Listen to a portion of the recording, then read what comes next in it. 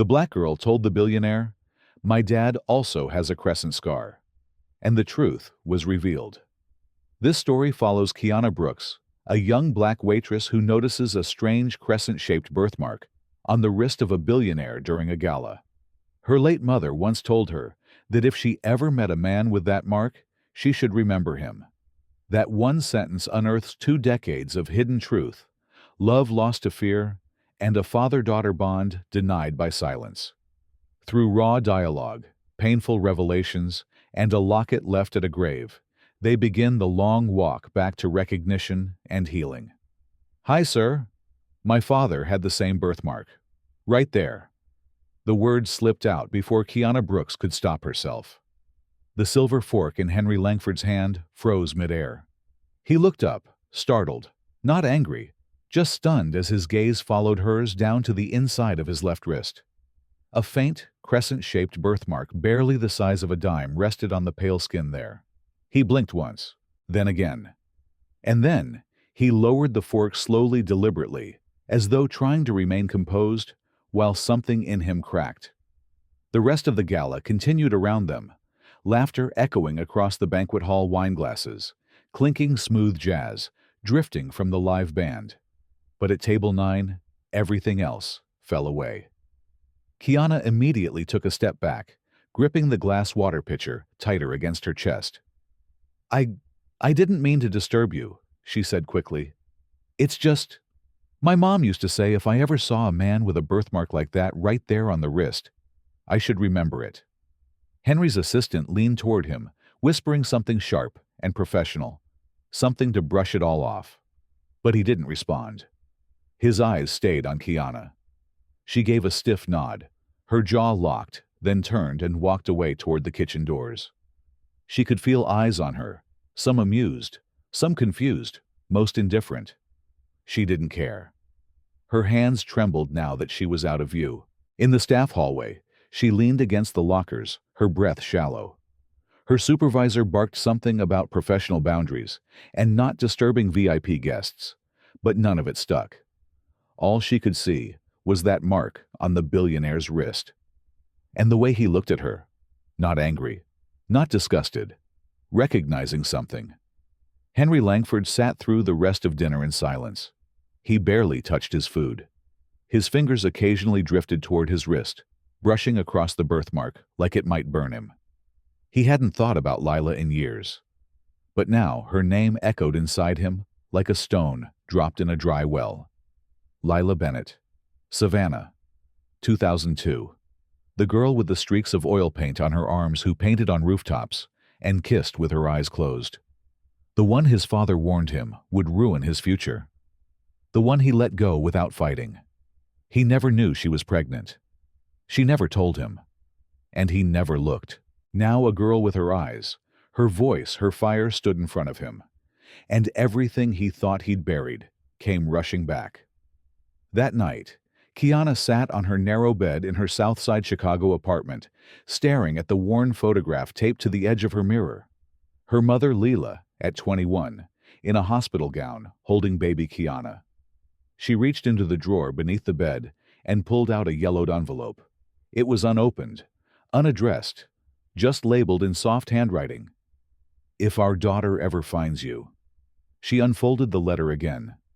"If our daughter ever finds you, please be kind. Please be better than silence." Kiana whispered to the room, barely able to hear her own voice. "I think I found him, Mom." Miles away in a glass-walled penthouse, Henry stood at the window with his wrist exposed to the moonlight. He stared at the crescent mark and whispered a name he hadn't dared say out loud in over 20 years. Lila. And somewhere between a memory and a maybe something inside both of them stirred awake. Lila. Henry said the name like a secret he'd hidden in his chest for decades, and now, under the moonlight, it clawed its way out. The city outside shimmered with motion lights flashing and blinking like stars. But his penthouse remained still, too still.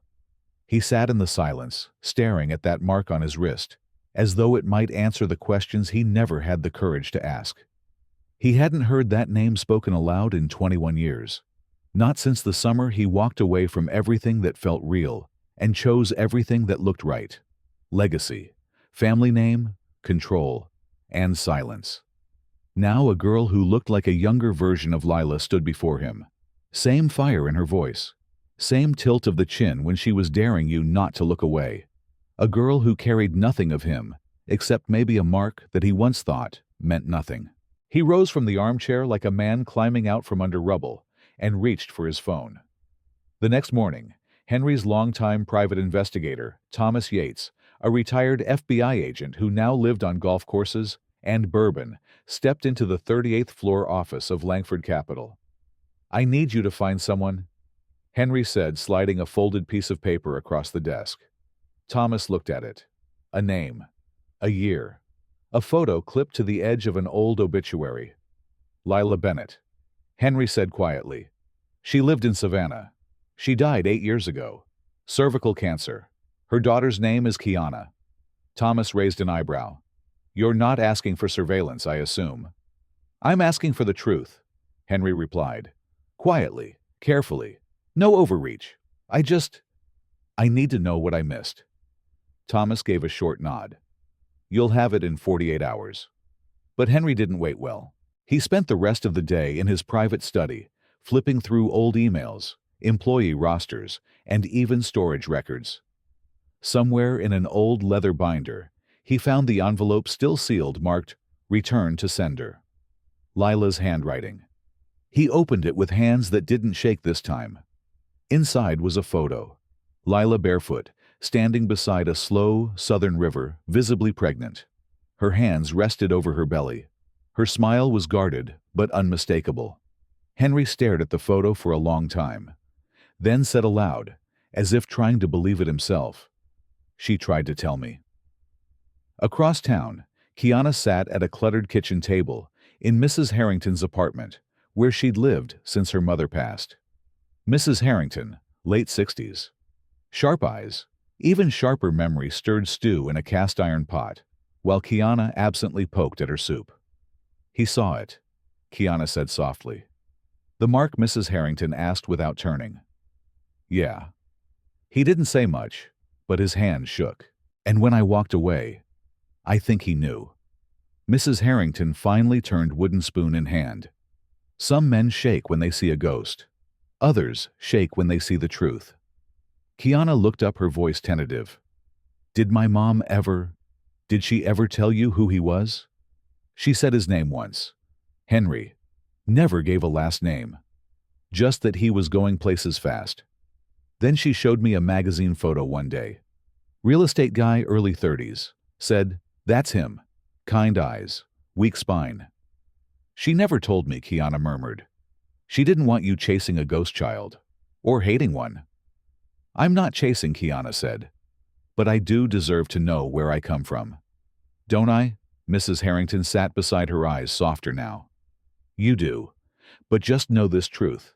Enclosure don't always look the same." That night, Kiana sat on her bed, her laptop warm on her knees. She typed, erased, retyped, hovered, paused. Then she opened a blank blog post and began, "I met a man last night. He didn't recognize me, but I think he recognized something, a mark on his wrist, and maybe something more. I don't want money. I don't want fame. I want answers." She titled the post, "The Girl with a Birthmark and No Father." By the next morning, it had gone viral in quiet corners of the internet. Communities for children of absent parents.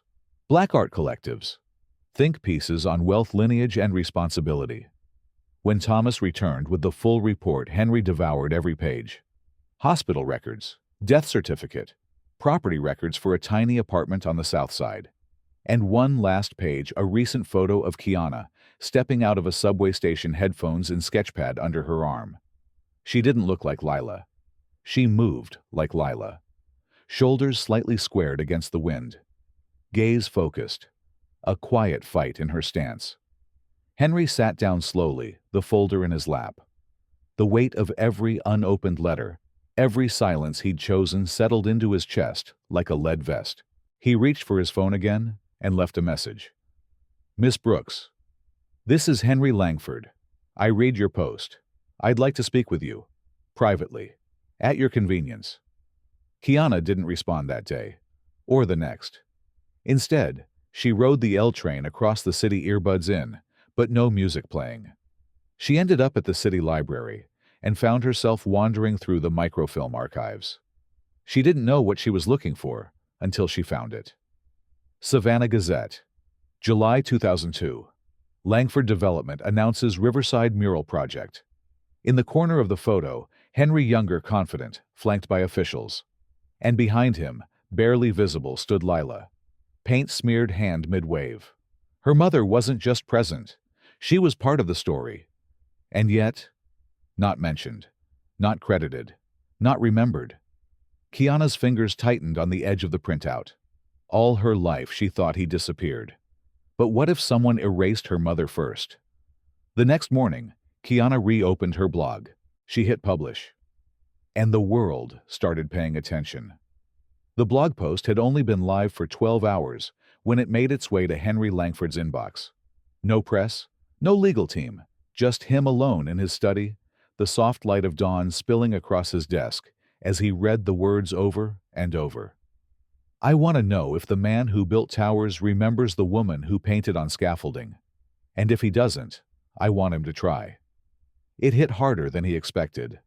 There were no threats, no demands. Just a young woman asking to be seen, not as someone's daughter, but as someone with a story that mattered. The simplicity of it stripped away everything else. He didn't sleep that night. Instead, he drafted a short message and sent it without consulting anyone. You don't owe me anything. But I owe you the truth. Would you consider meeting privately? On your terms. When Kiana saw the email, she didn't open it right away. She read the subject line blank. She stared at the sender's name. Then she closed her laptop, grabbed her coat, and left her apartment. She ended up back at Mrs. Harrington's. He reached out, she said at the door. Mrs. Harrington didn't ask how. Just moved aside to let her in. And what did you say? The older woman asked later, handing her tea. Nothing. Not yet. Sometimes silence says more than words, she replied. Then sat across from her. What are you waiting for? I don't know if I want to meet a father, Kiana said quietly. Or just a man who let my mother disappear. Mrs. Harrington didn't answer. She didn't have to. That night, Kiana opened her mother's old sketchbook again. On the first page, her mom had written, "Art is truth with a heartbeat. Use it when the world forgets to listen." The next morning, she replied, "Tomorrow, 10 a.m. I'll choose the place." The cafe she picked was quiet, small, and filled with local art, some old, some bold, none curated. It was the kind of place her mother would have loved. She took a corner seat 20 minutes early, nerves twisting her stomach. At exactly 10:00 a.m., Henry Langford walked in alone. No assistant, no camera crew, just a long black wool coat and tired eyes. Their eyes met. She didn't smile. Neither did he. "Miss Brooks," he said softly.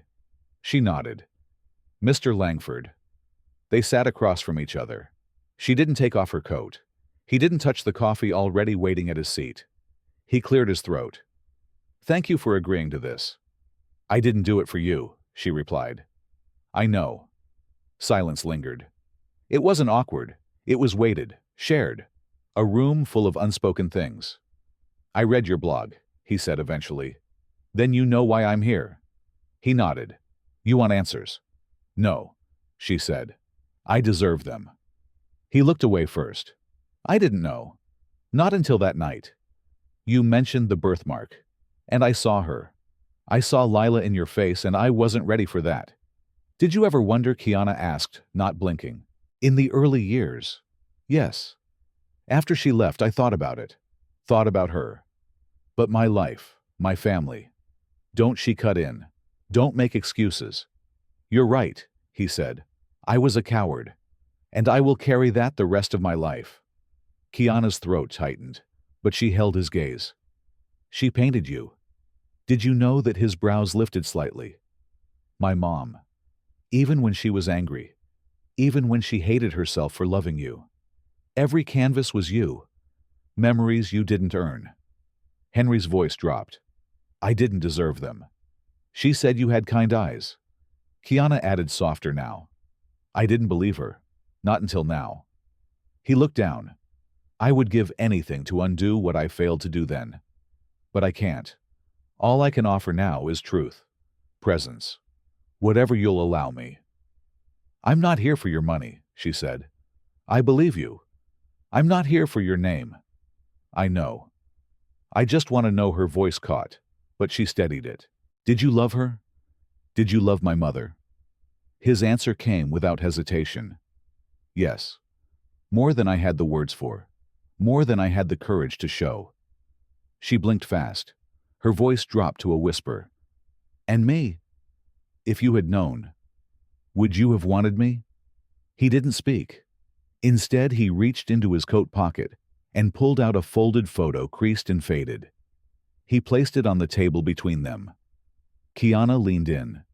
It was Lila, standing barefoot near the river, very pregnant. One hand resting on her belly, the other holding a paintbrush like a sword. She sent that to me, he said. I never opened it. Not until last week. Kiana pressed her hand over her mouth. You didn't want to know. Because knowing meant I'd be accountable, he said.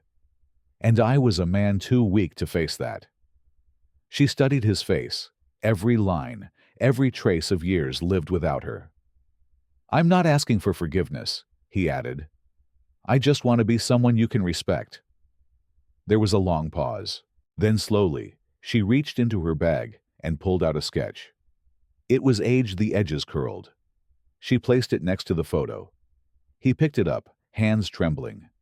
It was a drawing of a woman and a girl, Lila and Kiana, and a third figure, a man with the same crescent-shaped birthmark drawn faintly on his wrist.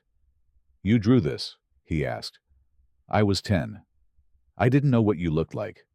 So I made you up. He swallowed. You gave me more kindness than I ever earned.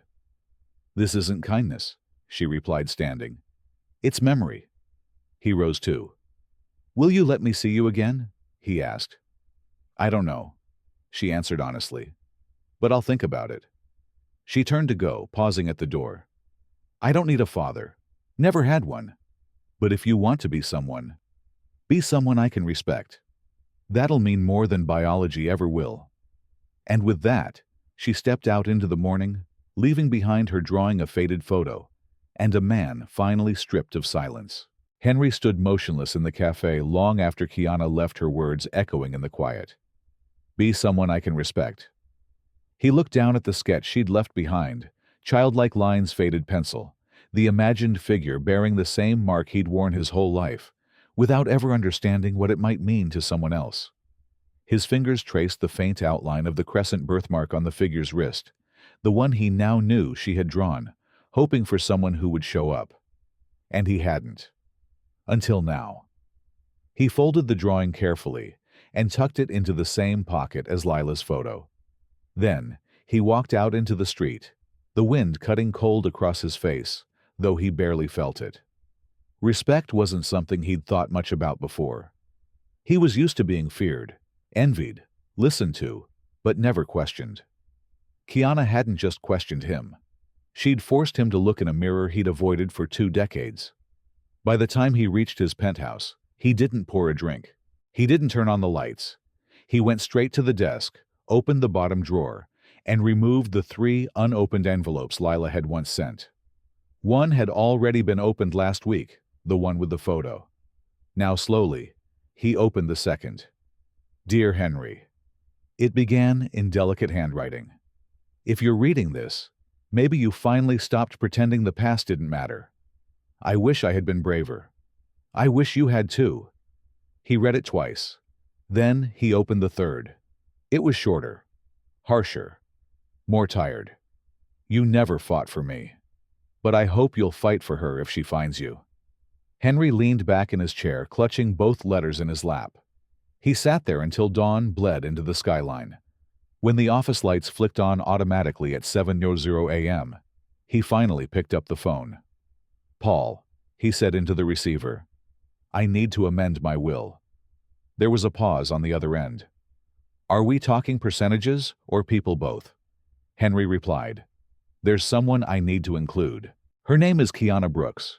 His longtime lawyer, Paul Atkins, was a man who never sounded surprised. But this time, even he hesitated. That's a big step, Henry. Are you sure? No, Henry said. But it's the first step I've been afraid of in years. That tells me it matters. He spent the rest of the day going through documents, foundation charters, property deeds, and more old correspondence that had never reached him. Letters Lila had sent to his office, all returned unopened. One in particular caught his eye, an envelope stamped "refused by reception." It made his throat tighten. She hadn't disappeared. She had been turned away, and he had let her be erased. That evening, Kiana sat on the edge of her bed, a pencil in her hand, but she wasn't sketching. Her mother's old locket lay beside her, still unopened, the clasp stiff with time. She hadn't worn it since the funeral. Her phone chimed. One new email. From Henry Langford. Subject body. You don't owe me anything, but I owe you both acknowledgement. I'm holding a press event in 3 days. Not for publicity. For truth. I won't mention your name unless you allow it. But I want to say what I didn't have the courage to say 20 years ago. That she mattered. And so do you. She read it twice. Then a third time. She didn't reply. She didn't have to. Instead, she stepped out onto the balcony of Mrs. Harrington's apartment, wrapped in her mother's worn denim jacket. Below her, the city was wide and alive, cars and trains and people rushing through their own unfinished stories. But for the first time in a long time, she felt like hers was being written with her voice. She turned back inside, opened her old sketchbook, and began to draw, not from anger this time, not from grief, but because something had shifted. Because silence was finally cracking. 3 days later, the Langford Foundation hosted its annual winter press conference. January wind slashed across downtown, slicing through expensive coats and clouding camera lenses. Inside the glass atrium of the Langford Tower, the press gathered, expecting the usual: an announcement about new tech grants, a billionaire's latest philanthropic branding. But Henry stood behind the curtain, folding and refolding a speech he had written and rewritten a dozen times. In the end, he placed it into his pocket and didn't plan to read a word of it. Miss Brooks isn't here, his assistant whispered, scanning the front row. That's all right, Henry said. This isn't about who's watching. When he stepped up to the microphone, there was a flutter of flashes, some polite applause. He didn't smile. Good morning, he began. I was supposed to speak today about investment growth and community expansion. But instead, I'm going to talk about something else. Something I should have said a long time ago. A shift went through the room. Phones lowered. Journalists exchanged glances. In 2002, I fell in love with a woman named Lila Bennett. She was a painter. She was fierce and kind and stubborn in all the ways that made you fall harder. She was also black. My family didn't approve. They made that very clear. I let their voices be louder than mine. He exhaled. I didn't fight for her. And I told myself that was noble, that it was for the best. But it wasn't. It was cowardice dressed up as responsibility. A few cameras clicked. She left. I never looked for her. I never asked why. I buried it. Another breath. Until a few days ago, when a young woman looked at me and asked if I remembered a birthmark. He lifted his left hand, touched the inside of his wrist. I didn't know when Lila left she was carrying our child. She never told me. Maybe she couldn't. Maybe she didn't trust me to stay. And I don't blame her. The room was silent. That young woman isn't here today. She didn't ask me to say this. She asked for nothing except the truth. So I'm here to say Lila mattered. Her story mattered. And so does hers. He stepped back from the microphone. No questions. No statements. Just the truth. Across the city, Kiana sat on Mrs. Harrington's sofa, laptop, open livestream playing. She didn't move. Not when he said her mother's name. Not when he admitted what he'd done. Not even when he touched his wrist. But when he paused, when he stopped hiding her breath, left her in one long, shaking exhale. Mrs. Harrington stood beside her. "He did it," she whispered. Kiana didn't speak. Her knuckles were white against the edge of the cushion. "He didn't hide," the old woman added. He stood up. Later that night, Kiana walked alone through Lincoln Park, wrapped in her mother's coat. The lake wind bit at her cheeks. She didn't mind. When she reached the bronze statue of the painter her mother once sketched often, she pulled a folded letter from her pocket. She opened it again and read it under the golden light. "Mr. Langford, thank you for saying her name. Thank you for saying mine. I don't know what kind of family we could ever be, but I'm open. One conversation at a time." She placed the letter gently into the statue's outstretched hand, then turned and walked into the cold, no longer wondering if anyone would follow. Henry found the letter waiting on his desk the next morning. No envelope, no return address. Just a folded piece of paper, delicate, unassuming, resting atop the sketch Kiana had left him, and the yellowed letters from Lila he now kept in the top drawer instead of the bottom. He read it once in full. Then again. "I don't know what kind of family we could ever be, but I'm open. One conversation at a time." The words didn't promise forgiveness. They weren't drenched in sentiment. But they cracked something open in him more effectively than any apology ever could. He placed the letter gently beside the others and stood for a long moment, the city outside his windows, moving too fast for how still he felt inside. The next day, a courier delivered a package from the art gallery downtown. Inside was a framed print Kiana's sketch. The same one she had shown him at the cafe, but this version was updated.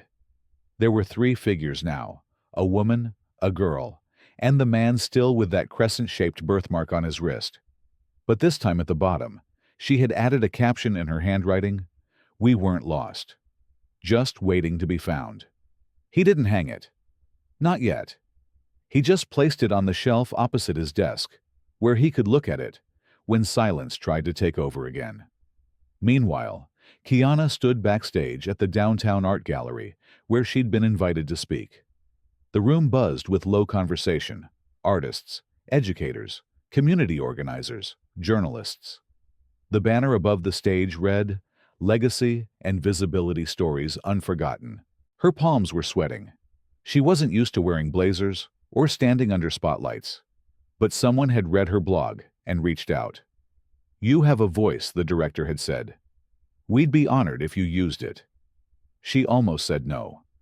But something about Henry's press conference made her believe this moment wasn't just about her. It was about every story, like hers, stories denied, dismissed, or deleted. Hers just happened to have a microphone now.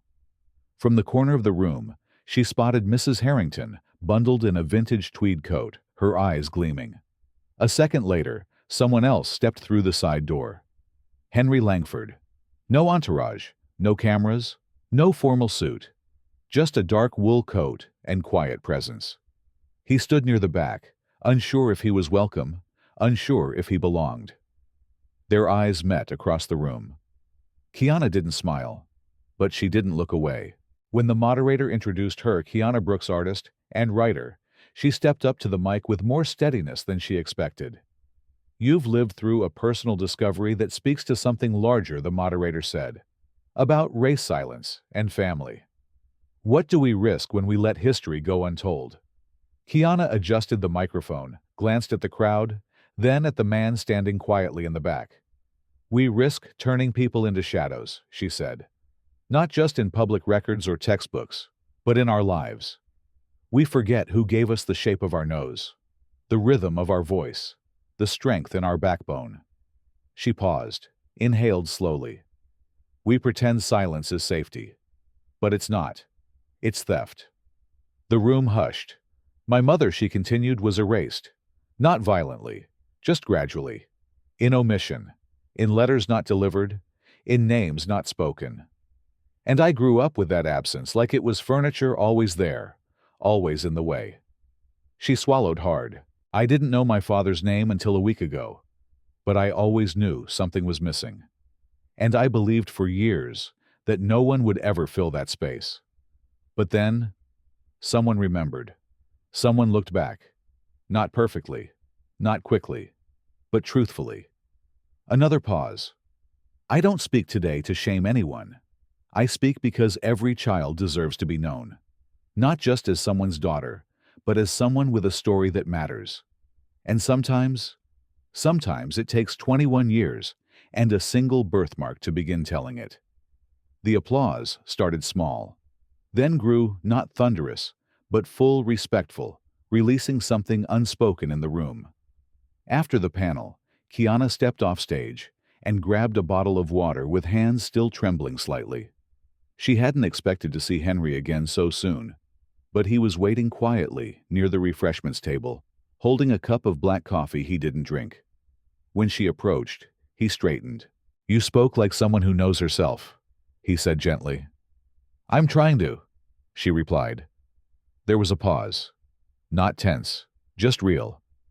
"I meant what I said," Henry continued. "I don't want to push myself into your life. But if there's room, even just a corner, I'd like to be part of it." Kiana looked down at her shoes, then up at him. "I still feel fragile around all this." "Around you." "I know," he said. "I can walk slowly." She let out the smallest laugh, then reached into her bag and handed him a small box carefully wrapped. "What's this?" he asked. "Open it." He unwrapped it slowly. Inside was a framed version of the updated sketch, the woman, the girl, and the man. All three with matching crescent-shaped birthmarks. But this version had one more addition, a soft watercolor sky behind them. And at the bottom, in faded pencil, "Truth deserves witnesses. Even late ones." Henry's fingers curled around the frame. "Thank you," he said quietly. Kiana didn't reply. She didn't need to. They didn't hug. Not yet. But they stood closer than they had before. Not as father and daughter, not fully. But as two people no longer pretending they were strangers. Outside snow had begun to fall soft steady, like memory drifting back where it belonged. Henry offered his coat. Kiana shook her head, smiled just a little. "Let's walk." And they did. Through the cold, quiet street, under the hush of snowfall, every step, not an answer, but a choice. They walked without speaking side by side through the quiet Chicago streets. Snowflakes danced around them like fragments of memory, too gentle to hurt now.